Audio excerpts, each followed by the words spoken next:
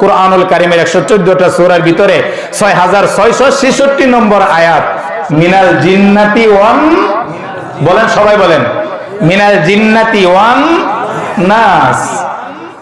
শয়তান দুই ধরনের, একটা হলো জিন শয়তান আর একটা হলো মানুষ রূপী শয়তান। জিন শয়তান রে তো ইবলিস শয়তান, এটা তো সবাই চিনেন বা শুনছেন আলোচনা।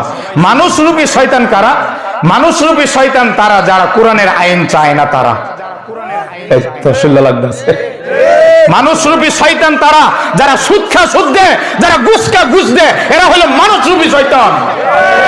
যারা অন্যের জমিন দখল করে, গরিবের উপর জুলুম করে, অন্যের জমিন আত্মসাৎ করে, গরিবের উপর জুলুম করে, অন্যায়ভাবে অন্যের উপর জুলুম করে, এরা মানুষ রূপী শয়তান। মানুষ রূপী শয়তান, মানুষ রূপী শয়তান।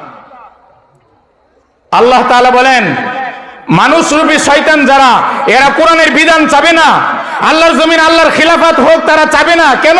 তারা চুরি করতে পারবে না, বাটপারি করতে পারবে না, ধোঁকাবাজি করতে পারবে না, তারা মদ খেতে পারবে না, গাঞ্জা খাইতে পারবে না, অন্যের জমিন আত্মসাৎ করতে পারবে না, মনে যা চা তাই করতে পারবে না।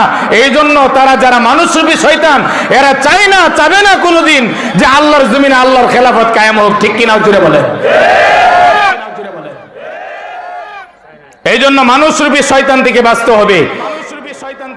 নামাজ যারা পড়ে না তারা মানুষ ভালো না, রোজা যারা রাখে না তারা মানুষ ভালো না, যারা হজ ফরজ হইছে করে না তারা মানুষ ভালো না, সুদ দে সুদ নে, ঘুষ দে ঘুষ নে, অন্যের জমি আত্মসাৎ করে, তারা মানুষ রূপী শয়তান, তারা ভালো মানুষ না।